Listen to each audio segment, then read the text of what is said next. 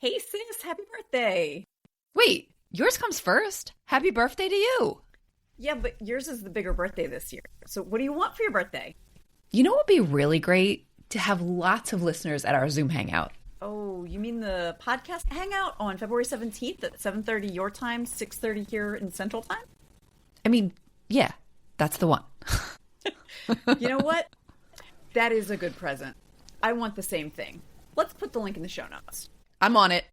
Money doesn't exist. It's something that we have agreed upon. It's a delusion we have agreed upon. And so that means we put our own neuroses and baggage and psychology and morality onto it. And so then you end up having moments like this. You have things like this where I can see where Jim could have been a good man at some point. In part because of things like patriarchy, in part because of things like toxic masculinity, and in part because of things like the way our money works, the way that our system works. It twisted him. Have you ever had something you love dismissed because it's just pop culture? What others might deem stupid shit, you know matters. You know it's worth talking and thinking about. And so do we. So come overthink with us as we delve into our deep thoughts about stupid shit. I'm Emily Guy Birkin, and you're listening to Deep Thoughts About Stupid Shit. Because pop culture is still culture. And shouldn't you know what's in your head? On today's episode, I'll be sharing my deep thoughts about the 1989 Cameron Crowe film, Say Anything, with my sister, Tracie Guy Decker, and with you. Let's dive in. So, Trace, I know from before we hit record that you haven't seen this, but tell me whatever's in your head about Say Anything. Yeah, so I have not seen this one. And like before we hit record, when we were talking about it, I said, is that the boombox one? So that's what's in my head. Say Anything is the movie where John Cusack holds a boombox over his head as some sort of romantic gesture. Never seen the movie, but that's romantic gesture in my mind has always been super creepy. Like it always read as stalkery rather than as romantic to me. Not having seen the movie, totally out of context. Yeah. But out of context, like if an ex-boyfriend showed up at my house with a boombox in the middle of the night, like it's not going to endear him to me. But that's really all I've got is that's the boombox movie. So I have a very clear picture of John Cusack in like a trench coat holding the thing over his head. That's all I got. So why are we talking about this movie today? What's at stake for you? So this was not one of the formative films. I never saw it until I was in college, which is unusual for this is one of the romantic Gen X films. I mean, I don't know how you and I both managed to miss it. Well, I mean, we're a little young for it, right? Like in 89. A little? Except that you were 10 I saw it and I was 13. Yeah. Except when I was in college, all of my friends were like, oh my God, Say Anything. We were young for The Breakfast Club, but that was one of our formative films. True. So yeah, I don't know how we missed it, but it was one where I have heard it referred to multiple times as one of the best romantic films. And there is a romance novel that I've read where they reference it. And I remember when I saw it in college, really being struck by the financial aspect of it. So, because, I'm me. I also remember being struck by the fact that Diane Court, the female lead who's played by Ione Skye, is brainy. She's very, very smart. And that's why people think that she doesn't fit with Lloyd Dobler, who's played by John Cusack. And so that's something you and I both kind of self-identify as smart women, which, I mean, I don't think we need to self-identify. Yeah, I mean, everybody else also identifies us that way, but yeah, we don't reject the label. Yeah. And she's bemused by his interest in her because he's not just interested in her because she's Ione Skye and gorgeous. He's interested in her because she's so intelligent and interesting. So that's what's at stake for me. And it left me with more to think about. I remember the first time I saw it than I was expecting. I was expecting it to be just, high school shenanigans and boom boxes and Peter Gabriel, because it's the In Your Eyes song, which I don't know if I've ever mentioned on the show, but I just adore Peter Gabriel. It's one of my top favorite artists. And when I saw a concert of his a few years ago, it was the best concert I'd ever seen. I was only sad because the week before I had gone to see Nick Cave in this very like stripped down show. That was the best concert I'd ever seen. And I really wish I had more than a week in between because so that Nick Cave could be the best for longer? For longer than like he got 6 days. And then I went to Peter Gabriel. He blew Nick Cave out of the water. Long story short, I was not expecting to be thinking about it for several weeks afterwards the first time I saw it. I do also just want to tell a real quick funny thing. My spouse came in while I was watching it and he's like, "Oh, what are you watching?" I was like, "Say anything." He's like, "Have you seen it?" He's like, "Oh, years ago." It was right before the boombox moment. He's like, and I was like, "You know this?" He's like, "Yeah." And then a second later, he says to me, "I'm incarcerated, Lloyd." And I'm like, is that a meme? And then as we get to the end of the film, there's a point where Lloyd and Diane go to her father, who is in jail. Diane refuses to get out of the car. And so Lloyd goes in and is talking to him. And at some point says something along the lines of, "How are you?" And Jim goes, "I'm incarcerated, Lloyd." And I like turned to my husband and I was like, "How is it that you remembered that?" He's like, "It's 3 words." Like, but why did that stick in your head? And we've decided that, particularly in this current hellscape of 2026, when we ask each other how you're doing, our response will be, "I'm incarcerated, Lloyd." Oy. So as for why now, I don't remember how it ended up on the list. Probably because I was thinking about it because of Grosse Pointe Blank, because of John Cusack. I'm not sure. Since you haven't seen it, I'm going to give you kind of a basic rundown of the plot. Do you want to give me some postcards from the destination first? Oh, good. Thank you. Thank you for reminding me. I do want to give you some postcards from the destination. I want to talk about non-toxic masculinity and toxic masculinity. That's, I feel like, what the entire film is about in a lot of ways. I want to talk about smart women and fathers and daughters. I want to talk about divorce, and especially divorce in the 80s, because it feels like we've come a long way from there. I'm going to want to talk about money because that is an important plot point. And then that is also part of, I think, the toxic masculinity of Diane's father. And then like parental obligations. And I want to talk about young love and sex. So those are some of the things that I think are going to be important aspects of this film.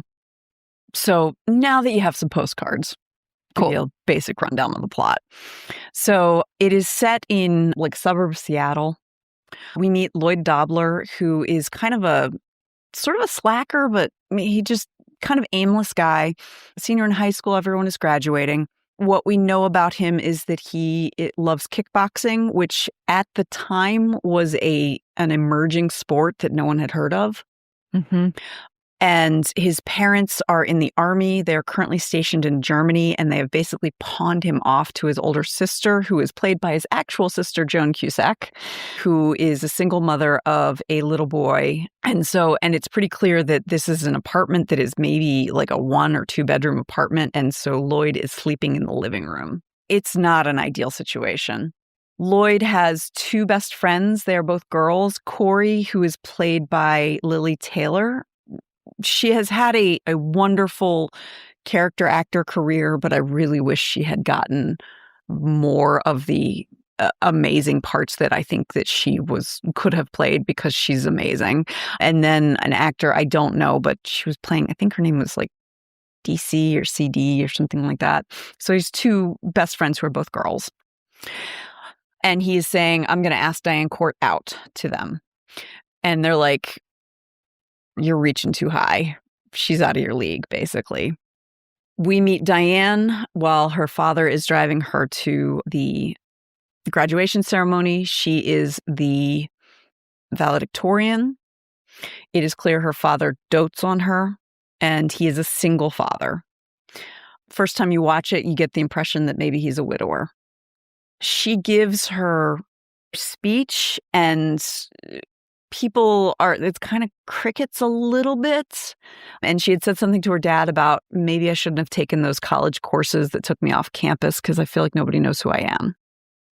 And after the ceremony, and Lloyd doesn't have anyone there because his parents are in Germany and his sister got stuck at work. So he had no one to celebrate his big graduation. Afterwards, everyone's taking pictures. And so Lloyd gets his friend Corey, Lily Taylor, like, take a picture of me and Diane. And so he like basically runs through where she is to take a picture. So it looks like he's there with her. Like a photobomb almost? Like basically a photobomb before photobombing was a thing. We see Lloyd call Diane's house and reach Jim. He is played by John Mahoney, who was the father on Frasier. Accidentally charm him. Jim starts off with, are you the one with the Mustang? Are you the one with the truck? Are you the one with the... And he's like, well, I'm the one who drives this thing, whatever. I don't think you've ever met me. My name is Lloyd Dobler. And he's like, well, let me get your phone number. I'll leave a message for her. Lloyd repeats his phone number like 3 times. And then as Jim is about to hang up, Lloyd says, she's pretty great, isn't she? And that really charms Jim. And Jim's like, yeah, she really is. We learn that Diane has won a fellowship to England to study. It's, kind of further proof of how great she is. And we learn that Jim owns a nursing home. Diane has a job there, like she works there for her dad. Diane ends up calling Lloyd back. She doesn't really have any idea who he is, but he ends up charming her. And he invites her to the graduation party that one of their classmates is holding.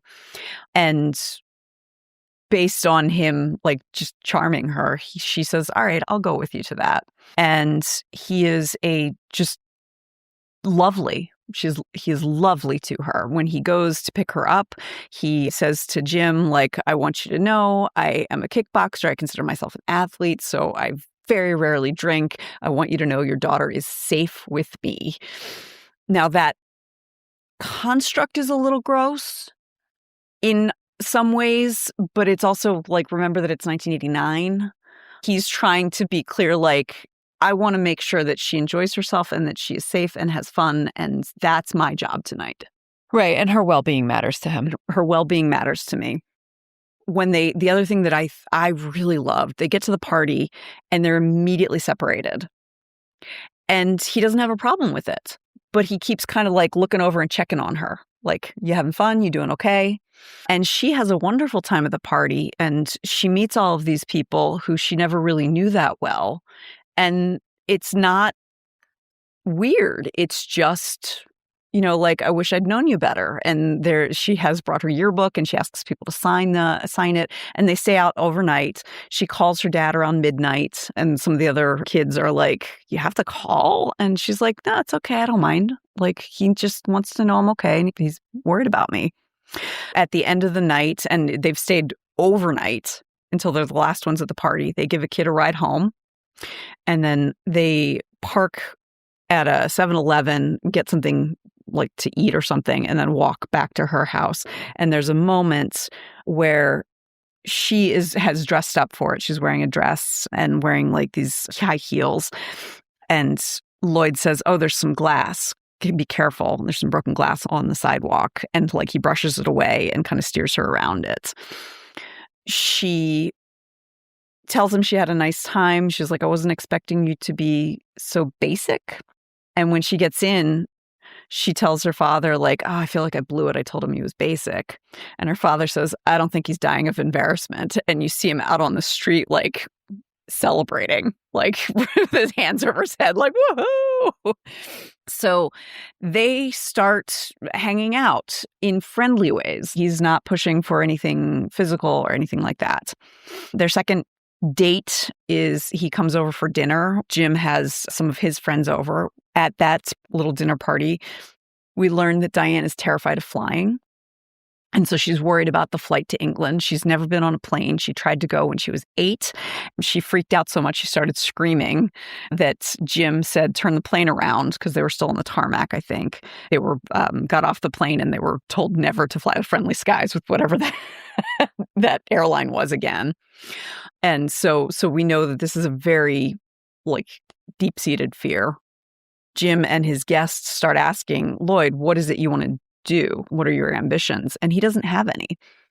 He says, like, well, my dad's in the Army. He wants me to join, but that just doesn't feel like it's right for me.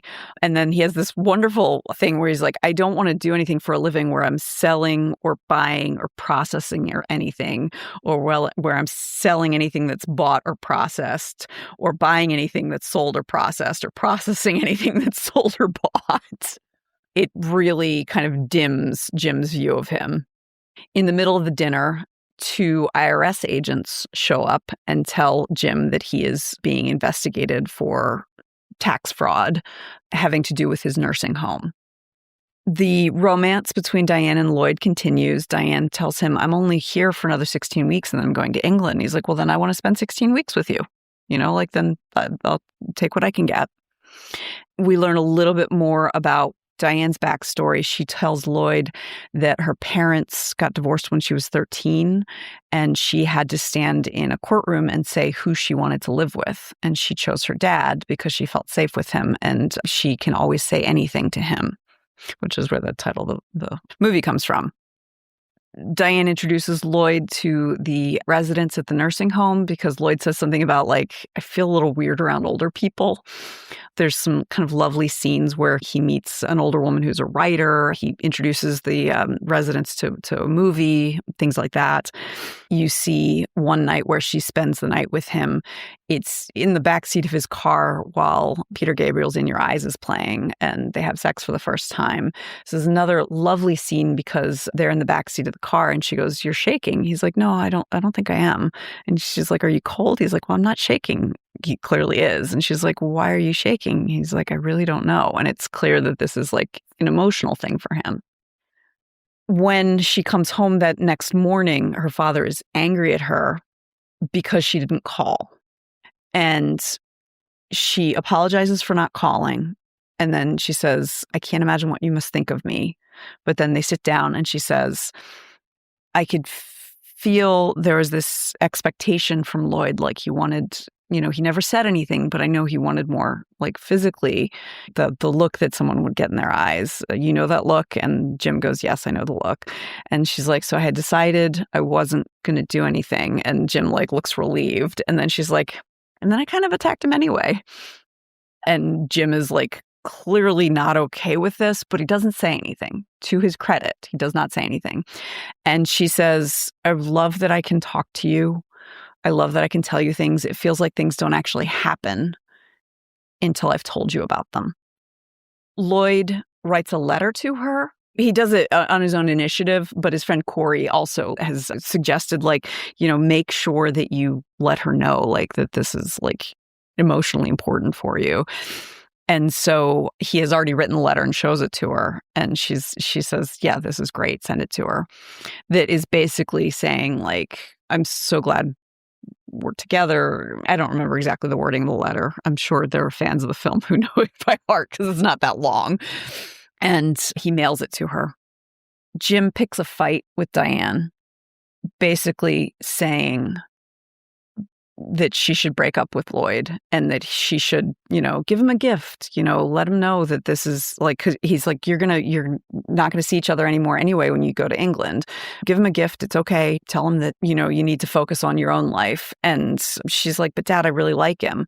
He keeps pushing. And she finally says, "Dad, I love him."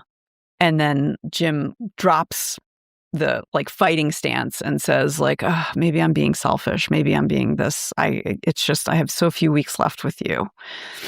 And it's very clear to an adult outside observer, this is a manipulation tactic. But to Diane, it feels like her dad is actually telling her the truth now. So she breaks up with Lloyd and gives him the gift that her dad suggested she give. And it's a pen. It's a pen. And she says, "Please write to me with this."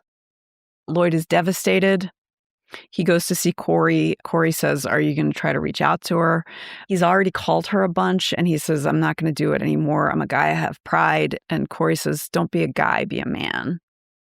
And so we see him call one more time and leave a message. And this is when answering machines were messages you could hear as they were being said.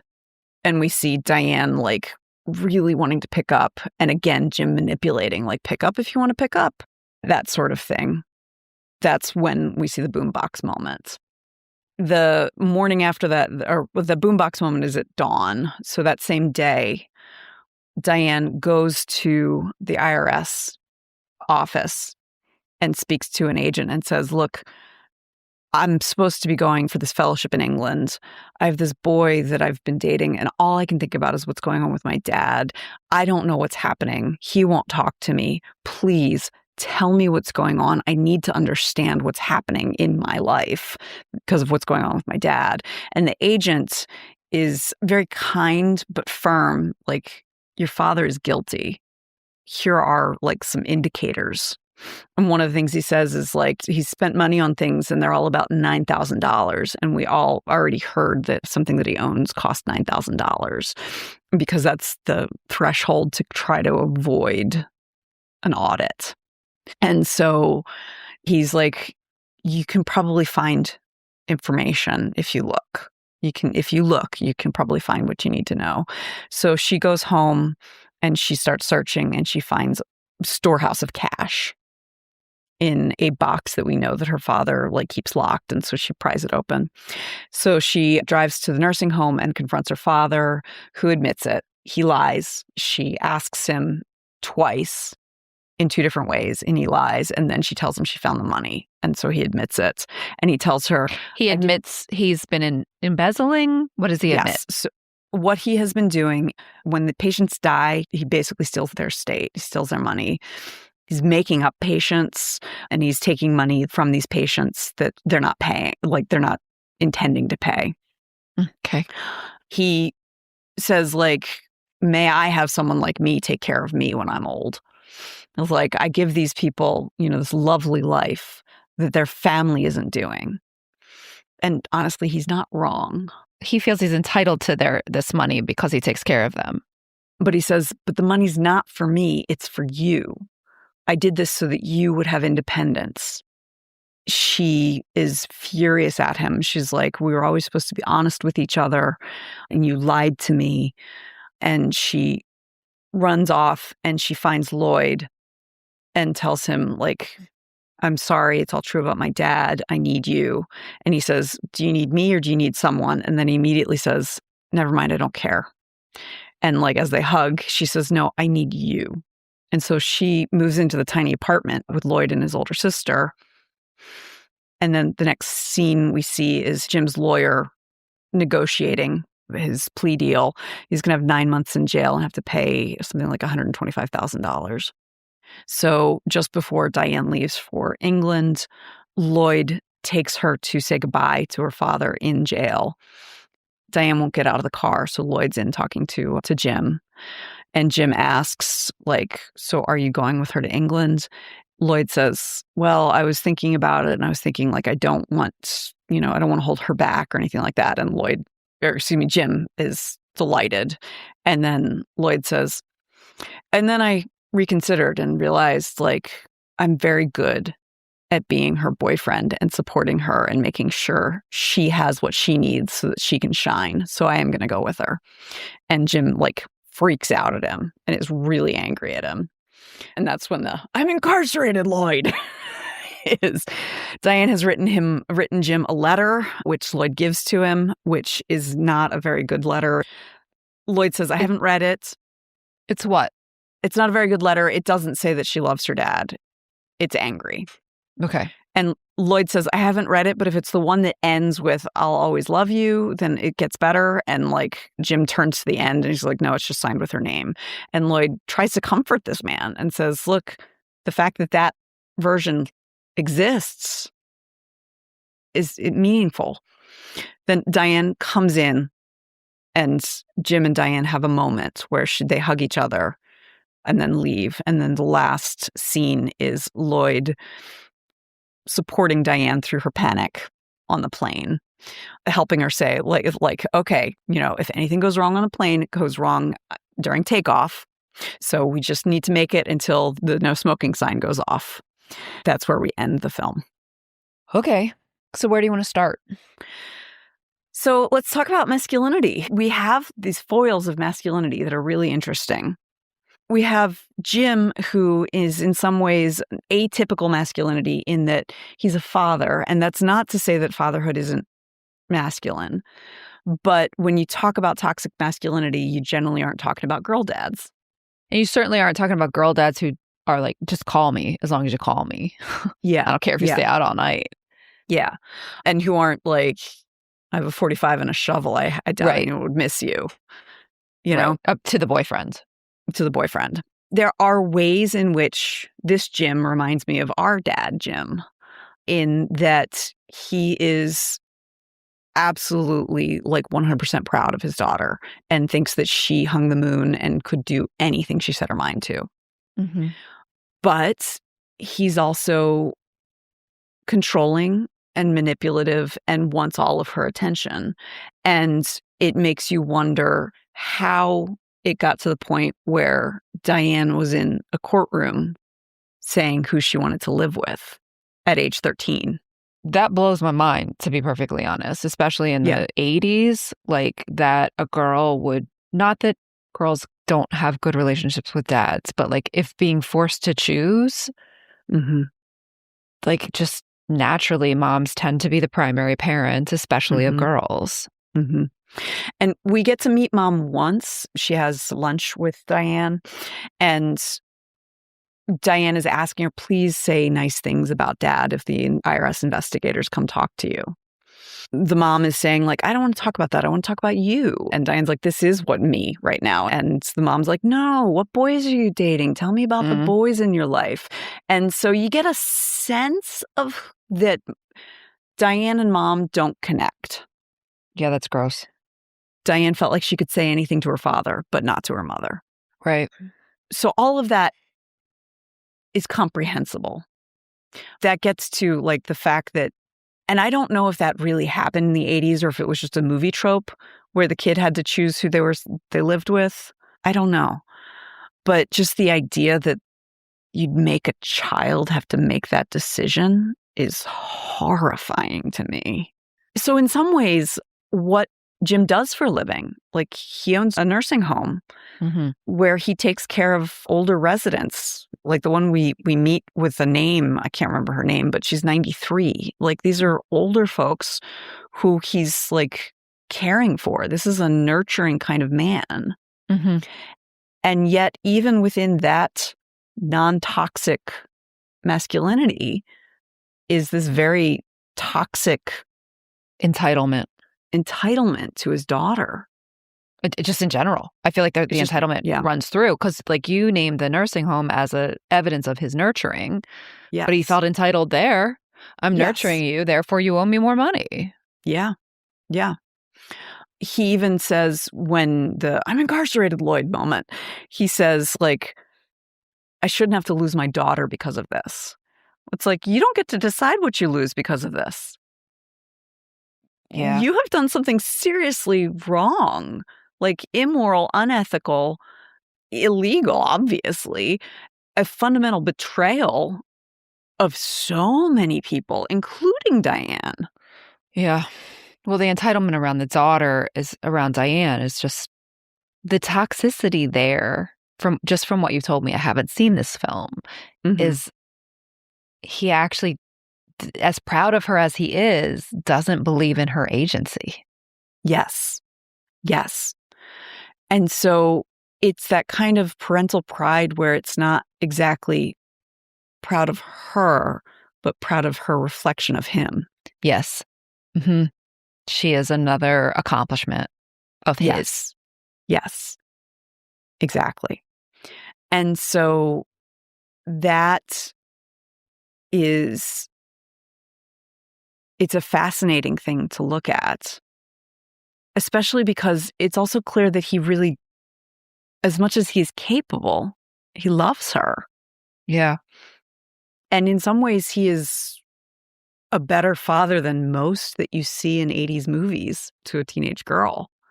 Well, there was no slut shaming, so. Yeah. It's really, he's a complex character. And that's one of the reasons why I kind of wish this had been one of my formative films, because the complexity of his character is fascinating. He's still a villain, but he's going to remain in Diane's life and she's going to have complex feelings about him. And it's just fascinating. I think it's like fascinating storytelling, fascinating in terms of like how she is going to figure out like the things that he gave her that were good and the things that he gave her that were toxic and not knowing which are which. So I'd like to stay here, and because you sort of started, we were talking about this like about vis-a-vis masculinity, the toxicity vis-a-vis masculinity. So I think I want to put this in conversation with the fact that Cusack's character says, I have my dignity, I'm a guy. And a female character says, don't be a guy, be a man. And like, what are the implications then of that? Because then the action to follow to be a man is the boombox moment, right? Yes. So now in between, there's a point where he's like recording something on a like a little digital recorder, not digital, but tape recorder, notes to Corey. And one of the things he's saying is like, I have too many female friends. I need to have guy friends, go hang out with the guys. And so he goes and meets up with Corey's ex-boyfriend, Joe, and then 3 other guys. And then there's a little kid there who's like, I don't know, 12, who are hanging out outside of a gas station on a Saturday night. And he's like, what do I do? And they all give him really toxic advice, which is basically like one of them's find a girl who looks just like her and then like, you know, have sex with her and dump her. And have sex with her. Yeah. But dump her and like devastate her. I can have like, there's so many girls in Seattle. Let's go meet, like you can go meet a girl. And like it's all like the very typical toxic masculinity. So Lloyd is listening to all of these men, these young men, these boys. I mean, they're all like 18, 19 years old, talking about like how they deal with it. And he's like, if all of you are experts, why are you sitting here alone on a Saturday night with no women around? When he gets back in his car and he's back on his recorder, he's just like, that was a mistake. The movie shows us what a guy does. We see Corey, and it's played for laughs in a way that I'm not very comfortable with. Corey had this really tumultuous relationship with Joe, who had been unfaithful to her. She's a songwriter, and she's like, I wrote 63 songs this year, and they're all about Joe. And like, Joe lies when he cries, and things like that. There's a comment about how she ended up in the hospital because she tried to die by suicide, but she's okay now. And then we see at that graduation party, Joe shows up with Mimi, who he had cheated on Corey with. And then at one point he finds Corey, he's crying. He says to her, like, I miss you, babe. And like, I want to get back together. And then he's like, Mimi's going off to college. So, and he's like, let's go have sex. And she's like, absolutely not. We're also given that example, which is a lack of faithfulness. So the boombox, the calling, is supposed to be in conversation with that. It's like a foil to that of this is what a man does, which is like, is faithful. If you're comparing Lloyd to Joe, yeah, Lloyd is definitely non-toxic compared to Joe. Part of what the problem is because we can see what Diane is going through, we know she doesn't actually want to break up with Lloyd. That's exactly what I was thinking. So I think it's faithfulness, but it's like in the broadest sense of that word, not just in like exclusivity and not sleeping with other people, but in actually like being faithful to the human being, like caring about the actual human being and not just the woman who happens to be closest and or willing. And so it's actually about Diane, not just the fact that she's female and willing.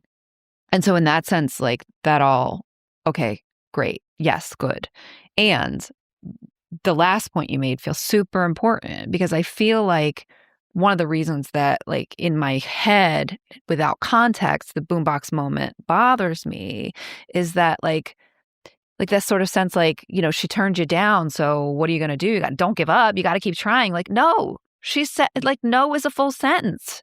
You know, she made her intention clear. And so this movie, because we do see that that's not what Diane actually wants, that she has this villainous dad, makes it okay.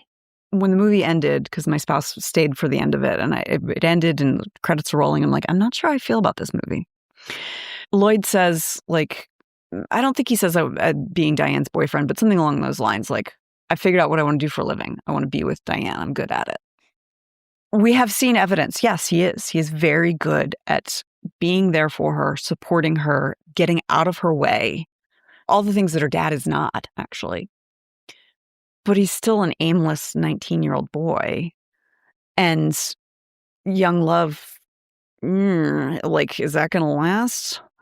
And so also, I'm sorry, but defining your existence and purpose on one other person is a really bad idea for both parties.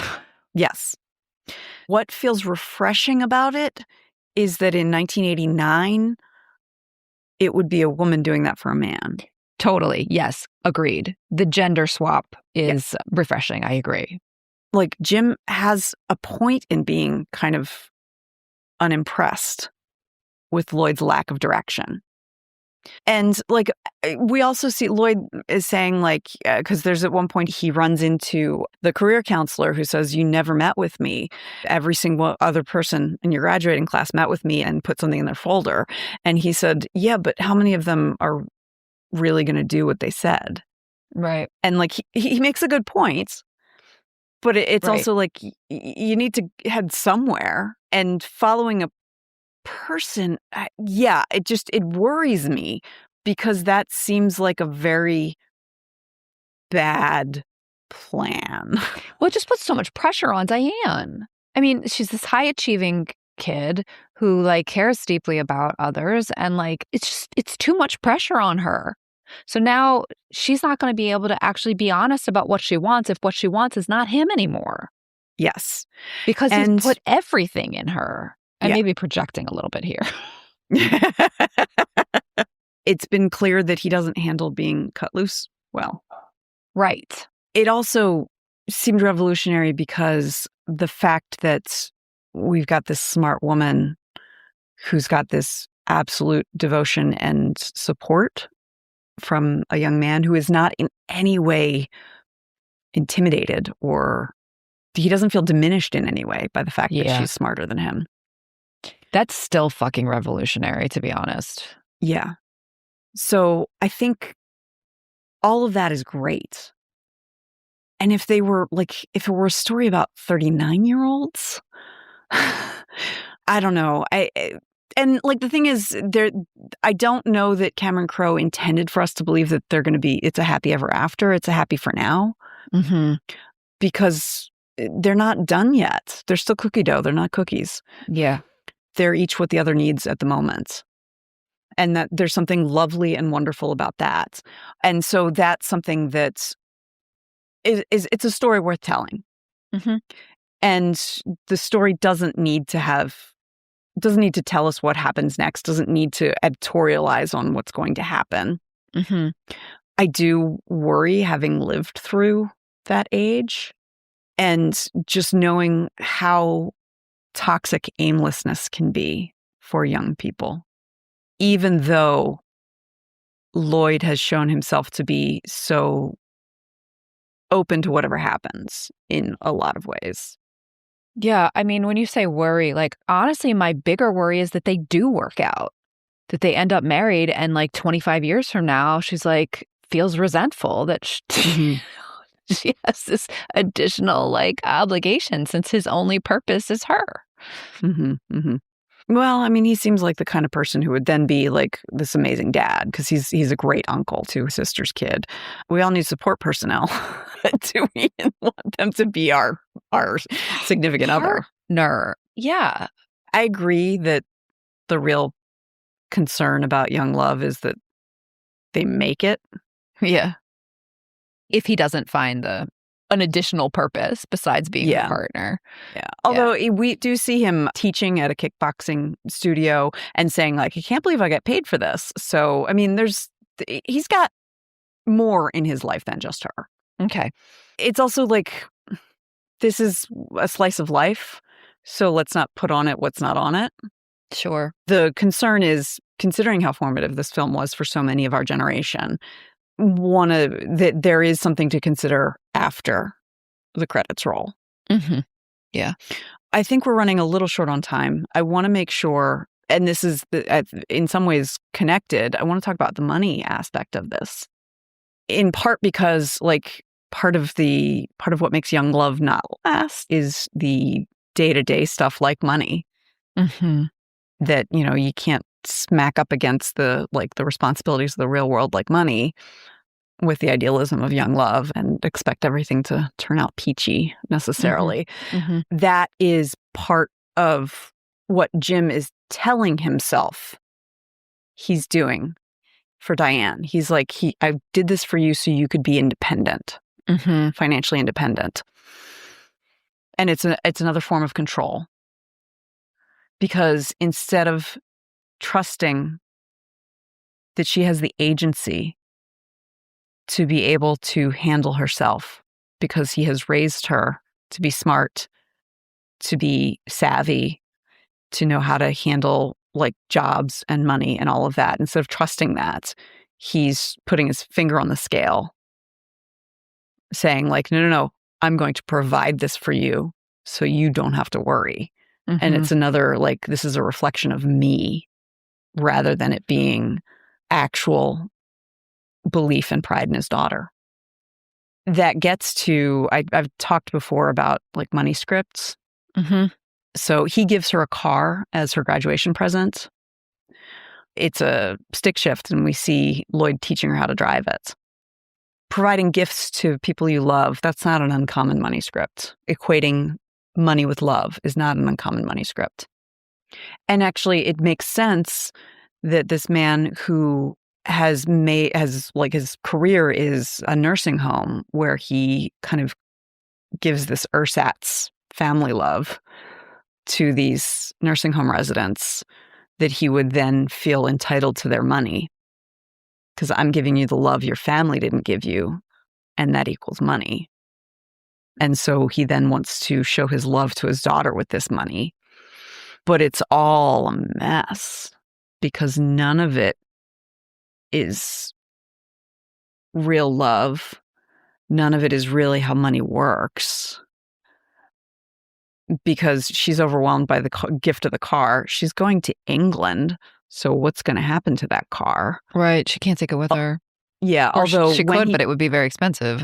Yeah. When he gives it to her, she doesn't know that she's going to England. So to be fair, but still, they knew it was a possibility. Like she had applied for this. It shows again another facet of Jim trying to control his daughter and seeing her as an extension of himself rather than as a full and complete person and on her own who is capable. Yeah, I hear that. I want to circle back to a thing that you said about love and money. I think this is really, I'm fascinated by this. I mean, we've talked about money scripts before on the podcast, so listeners go back and listen to the Wall Street episode or the Avalon episode to hear more about that. But I want to stay with this because, like, in my mind, lots of people I know, like, give gifts, spend more money to show how much they love. But what you just described with this character is that it goes the other direction too. He's giving love, ersatz family love is the way you phrased it, to the residents of his nursing home. And therefore he thinks that entitles him to money. Like there's an equivalency in both directions in this narrative that I'm not sure I fully like wrapped my mind around in earlier thinking about this. Like I'm always thinking about the way people spend money to show love. But you're naming that at least some of the time, in this example, for instance, that one might give love to get money or feel entitled to some money as a result of giving love. And that's a really interesting like twist on it. I was not really considering, but now that you've said it, I see how that happens. Like I'm just thinking of examples of that in my mind. So I just wanted to like circle back to that and underline it a little bit. We know someone personally who's like that. Yes. And I was thinking of that person, I think, in the way that in the other, in the like spending more money to show love. And when other people don't spend money. Not even that, but also buying love by spending money on someone to make them a friend. Right. So that is something that you commonly see. Right. But then also feeling like love has a price. Because if you think of money that way, if you think of money equals love, then that means love has a price. And I do think that person that we're both thinking of, who's an extended family member of ours, like felt entitled to money that was not hers because of the love that she had for the person to whom it did belong. It's all tangled up because when you start thinking of it that way, there's no crisp, clear definition of either money or love. Well, and then you get into all this messy things where like the money that's like, as exampled in this movie, the money was not Jim's. But he felt that he was entitled to it because of his conflation of love and money. Yes. Yes, exactly. It's fascinating. Like, it's a fascinating, especially because of the character study we have of Jim. He's not Gordon Gekko. He is not out to extract every single penny out of everyone. And it really does seem like he cares for the residents of his nursing home as much as he is capable of. Right. He does nurture. Well, which is why he feels entitled to their money. If he didn't care for them, he wouldn't feel entitled. But that's why I find these money conversations so fascinating, and why I have been telling people a lot lately. I've been writing about money for 15 years.